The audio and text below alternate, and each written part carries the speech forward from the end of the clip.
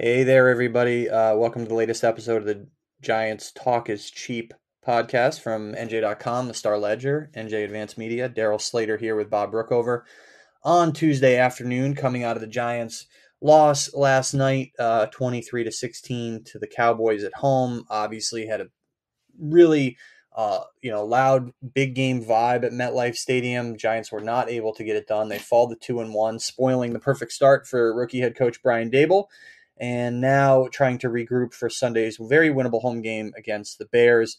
Not able to get it done against Cooper Rush last night for a bunch of reasons that we're going to get into here in a bit. And so certainly plenty to digest off that game. We'll start with what was the most glaringly obvious storyline, I think, even going into the game, and that was, could the Giants' revamped offensive line with one starter, albeit a very good starter, and Andrew Thomas back from last year, could that group handle the Cowboys' pressure, their defensive front? And the answer was a resounding no.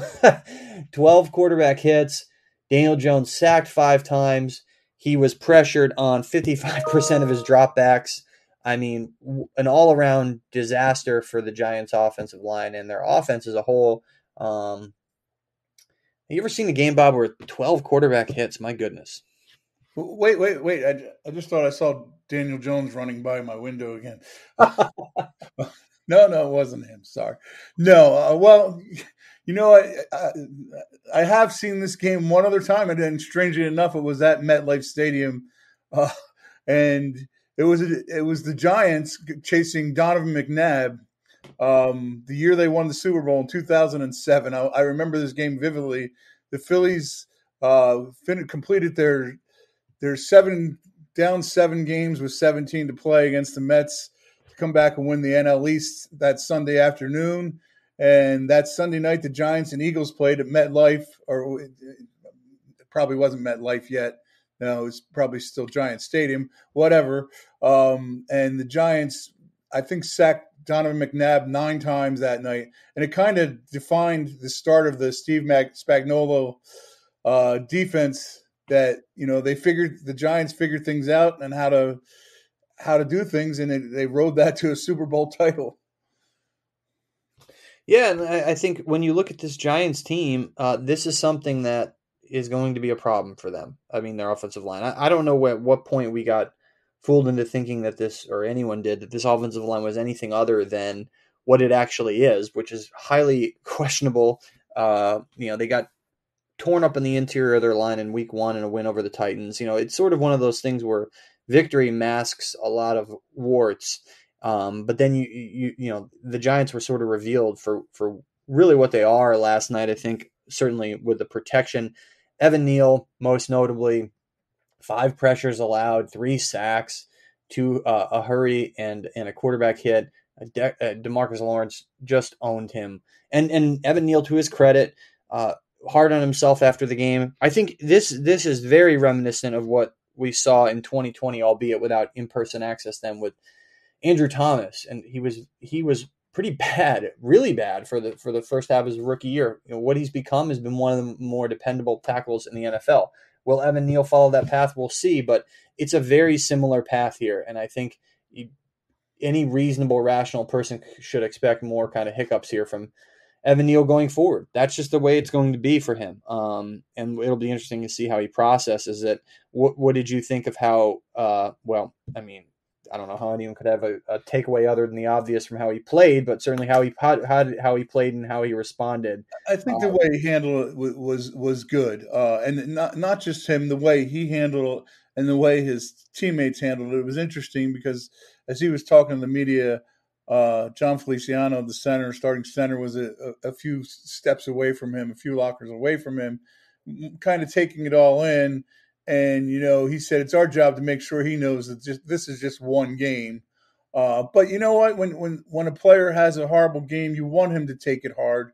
And Evan Neal did. But he has a lot of support in that locker room. As you mentioned, Andrew Thomas had a horrible start to his rookie season, and he talked about how, I share my experiences with Evan all the time, so that's a good support group. But there's a reason teams draft tackles so high, and the Giants have invested a lot of draft capital in those two guys. And you want to see this entire offensive line improving, but the Giants aren't there yet. Feliciano is a good stand-up guy and a pretty good leader in that locker room, but he's got very little experience playing center. The left guard situation is not good. They with Azudu and Bredesen. Am I messing it up? It's left guard or right guard? I'm sorry. That left guard. Yep. Yep. They're left guard, right? And my mind's still asleep right now after this game. And Glowinski is a solid veteran, but they still have work to do overall, like they do at almost every position on the roster. That's one of the ones that's still a work in progress. And last night it was a disaster zone, and probably the biggest reason the Giants lost that game. They played their starting five offensive line actually all 72 snaps together. So Bredesen getting the start, playing the whole way. Azudu did not play. I don't even think on special teams last night, but did not play. That's kind of a reflection of what he did the week before. So yeah, it's growing pains for him, like it is for a lot of these rookies. I guess he did get in on special teams if I'm looking it up. Yeah, but he did not play. He played 5 special team snaps. So, but just kind of broadening one last point on Evan Neal here, as we broaden it out to the bigger picture of this line, bigger picture for Evan Neal and the bigger picture for this offense is that I wrote this story on Evan Neal last week talking about how he was impressing his teammates. Big test coming with this front. Obviously, he failed the test. But one of the things he said in the context of that story about, he's very hard on himself and critiquing himself, wanting to constantly improve. This guy and Andrew Thomas are very much the antithesis of Eric Flowers, who was a complete disaster when the Giants drafted him, uncoachable, stubborn, and very hard-headed. And that was one of the reasons why he failed with the Giants and honestly failed in the NFL, even though he found a little bit of a home as a guard later in his career. But these two guys, Thomas and Neal, much more thoughtful players, let's be honest. And so there's a fine line, though, between being too hard on yourself. And Evan Neal had a great quote last week when I was talking to him about this. He said, it's something along the lines of like, it is a fine line between critiquing yourself and being an a-hole to yourself. I think that's a good life lesson in general. Like, don't be an a-hole to yourself or anyone else. And that's what his challenge is going to be going forward, to not be that to himself and digest it and move on. But the bottom line is the numbers were grim. Daniel Jones pressured 55% of his dropbacks last night. The season total now 52% for Daniel Jones pressured on his dropbacks. And for as bad as the Giants offensive line was in pass protection in the last couple of years, 30th and 32nd in Pro Football Focus's ratings, Jones actually was pressured only on 34% of his dropbacks in 2021, 40% of his dropbacks in 2020, and 42% of his dropbacks in 2019. So those numbers are way up this year. You cannot win like that in the NFL. The Giants have one touchdown in each of the past 2 weeks. You cannot win like that in the NFL. They got fortunate to do it. They have 5 touchdowns in 3 games. But what about Jones? How do you how in the world can you evaluate him in this situation? But then also, we already kind of have an idea who this guy was the past 3 years, and we already knew this wasn't going to be a perfect situation for him. It's what we expected, kind of, sort of. How do you balance all that out as you look at Jones in the near and the long term? Well, I don't envy the Giants for having to evaluate this guy, given what is surrounding him. I don't. You've watched Daniel Jones a lot closer than I have. This is the first time I've watched every game he's played. But I do know I watched Cooper Rush last night, played with a clean pocket. I didn't think he was spectacular by any means. He was a game manager, did it very well, went 21 for 31, I think 215 yards, threw a touchdown that, CeeDee Lamb made an incredible catch on. It was a decent throw too. But, he played a solid game with a clean pocket. I would like to see Daniel Jones with a clean pocket have that same clean pocket at some point or something close to it rather than, as our columnist Steve Paletti put it, their biggest play was Daniel Jones. Two biggest plays where Daniel Jones runs for his life to the left and Daniel Jones runs for his life to his right. It's just so hard to evaluate. And, on top of the struggles of the offensive line, the receiving core, also a big question mark. So I don't know what Daniel Jones is, but I do after 3 games of watching, I do think Daniel Jones has a long career ahead of him if he wants it in some way, shape, or form in this league, because he's showing that he's at the very least capable of being a backup in this league, in a league that has a lot of terrible backups. But I mean, obviously that's not what he wants, and that's not what the Giants want, and that's not what they're grading him on. But I thought it was telling, because I do think Brian Dable was sincerely happy with the way Daniel Jones handled all the pressure he was under last night. And I think it's one thing for him to be pleased about that, and we're 3 weeks in, so it's they're 2-1, and so like evaluating the big picture here is something we'll be doing throughout the season, but it is early. I would be shocked if he's the Giants quarterback next year. Shocked. He showed people what he showed people for the last 3 years. Number one. Number two, he's been okay and fine enough through 3 games. There were always going to be mitigating factors. The line, the supporting cast around him, another new offense. But how long? And this is the end of the line. You can no longer say after this year, well, maybe one more year, give him a shot. These things didn't go right. Things are not, it's not going to be perfect. And yeah, it's not a perfect situation, but they're going to have to do the best they can to evaluate him given the circumstances around him, because this is it. I mean, like, there's no such thing as keeping him on an affordable contract next year. Like, they have him on an affordable contract this year. They will have to, if they want to keep him, we've said it a million times, they will have to pay him more than they would have paid him on the 5th-year option.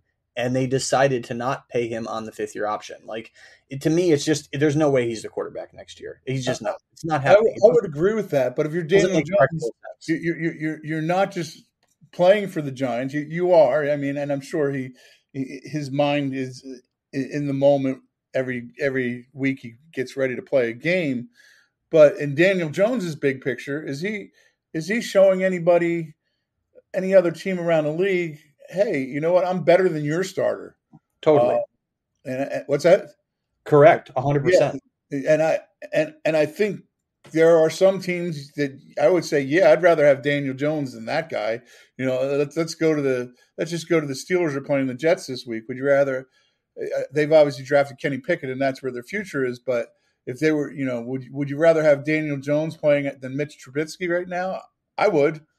I would too, and so that's where he stands from a personal standpoint as the Giants continue to evaluate him. And speaking of guys who probably will be playing for another team next year, there's a bunch of them in that receiver room, and there's just so much to digest here now as we take a step back and look at the Giants receiver room, big picture. So, like, just recapping, they were supposed to enter the season with Kadarius Toney and Kenny Golladay as their outside receivers, Wan'Dale Robinson in the slot. Kadarius Toney is hurt again and has done pretty much nothing since the Giants drafted him last year. Kenny Golladay is healthy and either being not played a lot, that's a horrible way to put it, or dropping passes and he's undependable, or some combination of both. Wan'Dale Robinson has a knee injury. Sterling Shepard, who was going to provide versatility and veteran presence, now has a torn ACL as of last night. He is out for the season. Colin Johnson, you remember him? He played pretty well in training camp, and they sure could use him right now. Blew out his Achilles in camp in the summer. He's done for the year. Darius Slayton down the depth chart because this coaching staff isn't high on him. You can debate that, but let's be honest, he's not Michael Irvin. Okay. And the two healthy receivers who are playing a lot are Richie James and David Sills, who are relatively unknown players who are unproven. My goodness, how do you digest the whole receiver room and where they go from here? Well, I disagree with you about Darius Slayton. He is Michael Irvin. They're playing about the same amount these days. But I mean, it's funny because Tyrod Taylor was talking last week and how difference a week makes, but how he was so impressed with the wide receiver room. And I think that was based on, guys like David Sills and Richie James being competitive guys in there, and then Sterling Shepard being a veteran. Um, you know, Kadarius Toney having potential, the potential of a first round draft pick, and Kenny Galladay, for as much of an enigma as he's been in New York, he had a track record. You don't lead the NFL in in receptions or touchdown receptions by accident. So I mean, there obviously was some good play in him at some point in his career, but right now, it looks like a mess. Brian Dable can be enamored all he wants with David Sills, but let's be realistic. He's not going to be the guy that is a game changing player. You look at it. Look at a CD Lamb with the Cowboys. The Giants don't have anybody close to that. And you look at the Eagles with AJ Brown and Devontae Smith, and who's even close on the Giants roster to those two when they're healthy? Not even close. So, I mean, again, this is Daniel Jones is, not working with the same kind of tools that other quarterbacks in this league are, especially with the elite teams. And it really got a lot worse last night when they lost Sterling Shepard. I think John Feliciano called that the worst moment of the game. He says it's never good to lose to a division opponent. He said, but losing him, and I think that's a feeling that was felt throughout the locker room because so many people were so impressed with the way he worked his way back from the Achilles surgery to be back on the field so quickly this year. And he was, Sterling Shepard was playing very well among those receivers, probably the best of all of them. And now he's gone. And that's a devastating blow to this team. Yeah, I mean, he played 58 snaps last night out of 72. In week one, he played 72% of the snaps. In week two, he played 88% of the snaps, Sterling Shepard did. So for all the hand-wringing that we've all been doing about how little Kadarius Toney and Kenny Galladay have been playing, respectively, in weeks 1 and 2, Shepard has been a consistent presence for this offense. And so now, and we'll get to the Galladay trade stuff in just a second, but now it becomes like, well, how do they replace him? So what do they do? Do they roll with the guys they currently have and potentially give Galladay more playing time? Or do they look outside? Could they've been intrigued by Cole Beasley. Could they try to sign him off the Buccaneers practice squad? Could they perhaps trade, say, like a 5th round pick to the Jets for Denzel Mims, who has done zip in his career and is disgruntled, thinks he should be playing more? Where do you fall on that? Beasley, Mims, I mean, those are just two options. Or stick with what you've got. And if you are sticking with what you got, are you giving Kenny Galladay more time, or somehow amid all this attrition, are you just continuing to not really play him much? Well, I'm not enamored with Cole Beasley by any means. He played for the Bucks on Sunday, and had one catch, and I remember seeing the catch, and he fell short of a first down. Brady was upset. I don't know if he's upset at him or just the situation that they didn't get the first down. But I mean, he's a guy who's in clear decline. He's 33 years old. I'd rather watch Richie James play in the slot than Cole Beasley, and I think Richie James has played very well in the slot so far. I mean, he's one of the real bright spots for this team, I think. And I'd rather see Kenny Galladay earn his paycheck here. You know what? Let's see what happens for the rest of the way. From an ability standpoint, at least on paper, Kenny Galladay is far more talented than Mims or Beasley. So see what he can do. Let him try to get in a groove. And go from there. There's nothing that you can do at this point as a general manager to fix what's wrong. Very rarely, unless you're going to make a blockbuster trade, and those very rarely happen in the middle of an NFL season, are you going to fix what's wrong with the wide receiver room or with the offensive line? You know what? Go with what you got here. You came into this season thinking it was a rebuilding season. Maybe some expectations got changed by the 2-0 start, but really they should not have been. This is a rebuilding team, and continue to evaluate what you got and move forward. I agree. I agree. I mean, look, this is a rebuilding year in which the rookie GM is handcuffed, and he's got to be very careful cap wise. He should not be throwing away draft picks, even a 5th-round pick on Denzel Mims. Like, it doesn't make sense to me. It's just like like you said, I think you put it well. I think that they should go with what they got, conserve their picks. They could get a player like Beasley, who perhaps would be a bit redundant, like you said, with Richie James already being in the slot for not much money. But a trade would not make sense. Like, Joe Shane should not be a buyer here. I mean, obviously you're buying in the season as a GM in terms of trades if you feel like the season you're in, you unless you're desperate for personnel, that you're going to be a winner, right? And so if Joe Shane is looking at this objectively, it's a rebuilding year. Why would you give up a 5th-round pick for Denzel Mims? Doesn't make a lot of sense to me. I think he'll explore it because he explores everything, including leading up to this game on Monday night. Now this NFL Network report came out before the game, before Sterling Shepard's injury, that the Giants would be open to not only trading Kenny Golladay, but they'd have to do this to trade him. They would have to eat a bunch of his salary, $13 million fully guaranteed this year in his salary. He has already been paid his roster bonus for this year, which I believe is $4.5 million. I mean, the more you look at this contract, it is unconscionable. It is an unconscionable contract. They guaranteed him money into the 3rd year, which only elite players really get. But so not only that, he has a $4.5 million roster bonus for 2023 that kicked in as a guarantee this year, in March of this year. So the Giants or somebody is still on the hook for the rest of his $13 million salary this year. I don't know. You can prorate that by 3/18 or whatever, 15/18. And then $4.5 million next year. So Joe Shane would have to eat a good chunk of that money just to get a late-round pick back for Kenny Golladay. It would have to be a situation that is so untenable from a locker room perspective that you just want him gone. I don't think that they're there yet for a couple reasons. Number one, they need him, given the Shepard injury. And number two, he came out after the game and was much more diplomatic than he was midweek.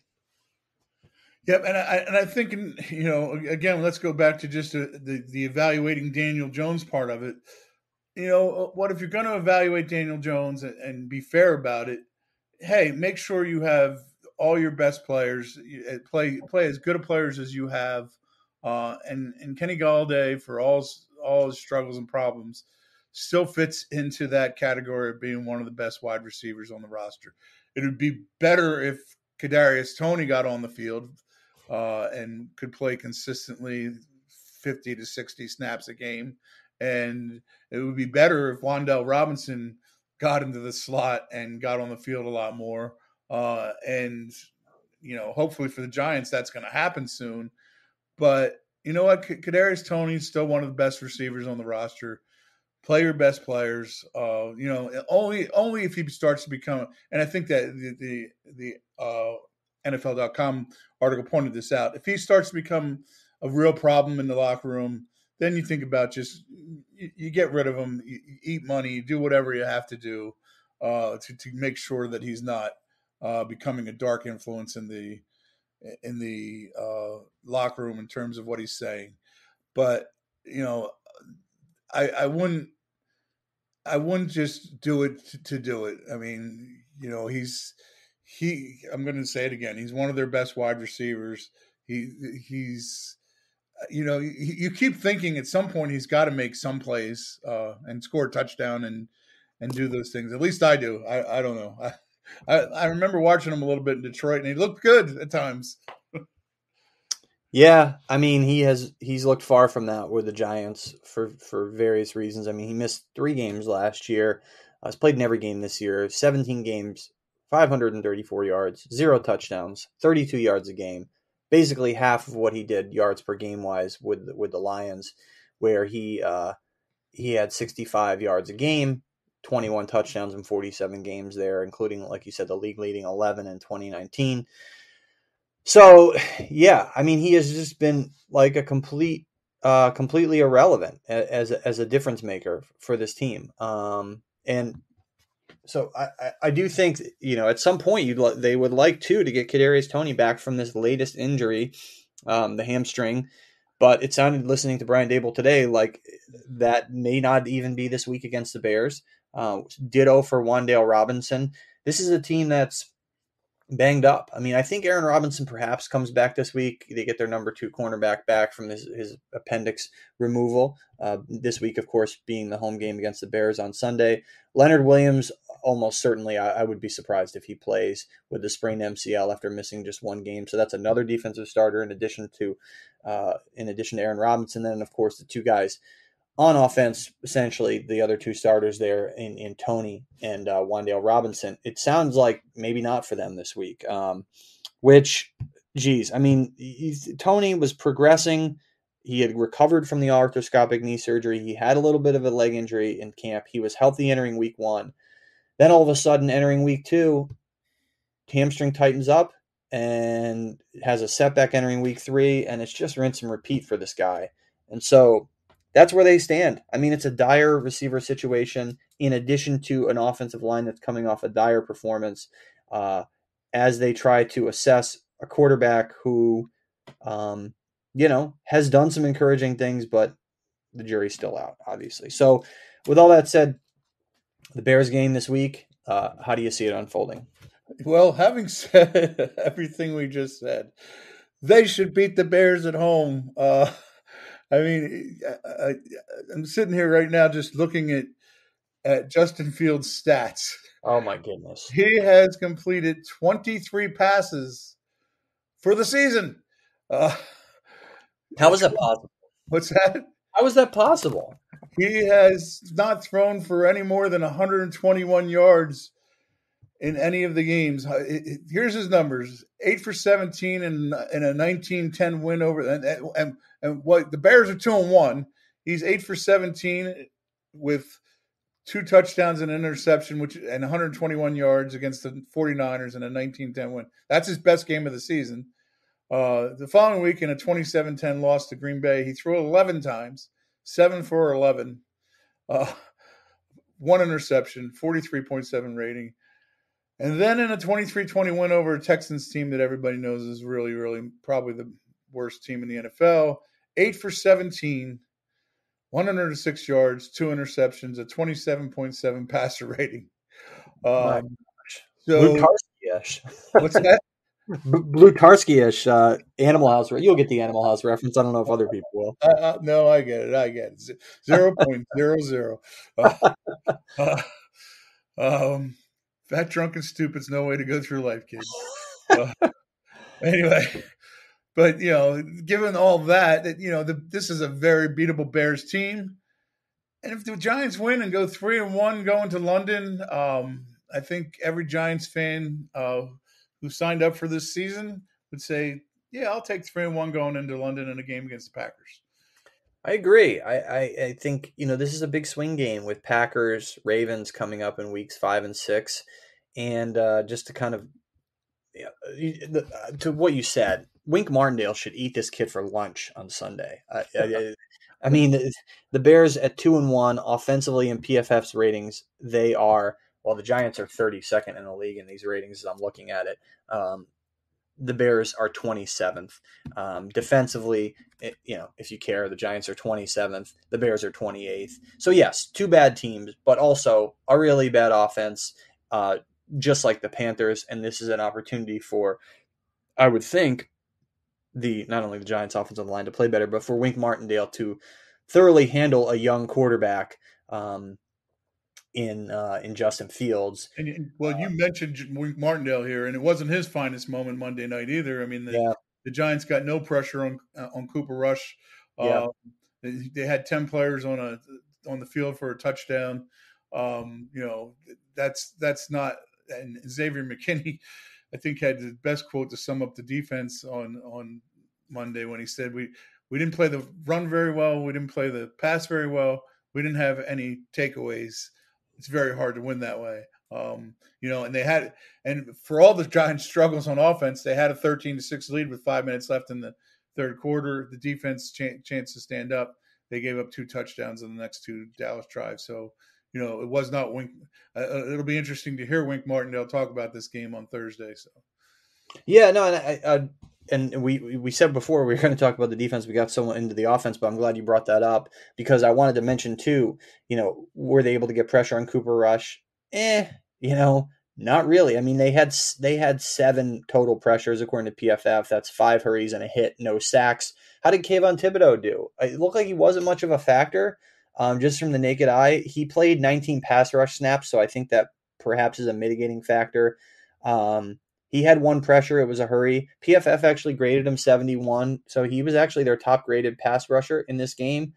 They see things with a keen eye, certainly, but like it's pretty obvious he wasn't a huge difference maker. But maybe not as much of a disaster, or the bad word there, but maybe not as much of a non-factor as the initial indications would have indicated, for lack of a better word. So yes, they have to get more pressure. It wasn't great, but perhaps some decent things to take away from the Thibodeau debut.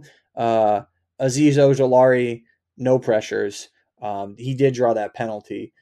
So that's where they stand defensively, and they should. This Bears team does not have the weapons of the Cowboys, and they should be able to handle the Bears. Pick wise, I think low scoring. I think you're looking at a situation. I'll just go 21 for the Giants, and let's just say 13 for the Bears. 21-13 Giants win. All right, I'm going to go 16-10. Oh, what a thrilling game it'll be for everybody on Sunday. I hope that there will be some nice weather for people to watch that game. And if those scores pan out that way, it'll be a bit of a dud. But so that's where we're at. Anything else to add, or I think we covered it all, right? I think we covered everything. I think we did too. So certainly some grim stuff coming out of that game for the Giants. But like we said, if you go 3-1 heading to London, I think this loss is forgotten fairly quickly. Though there are, like we said, some long-term impacts coming out of this. How will the offensive line recover, and how will the receiver room patch things up given Sterling Shepard's injury? So we'll see on Sunday. Until then, be sure to like, subscribe, rate, review us on all your podcasting platforms. We appreciate you listening, and we will talk to you guys soon.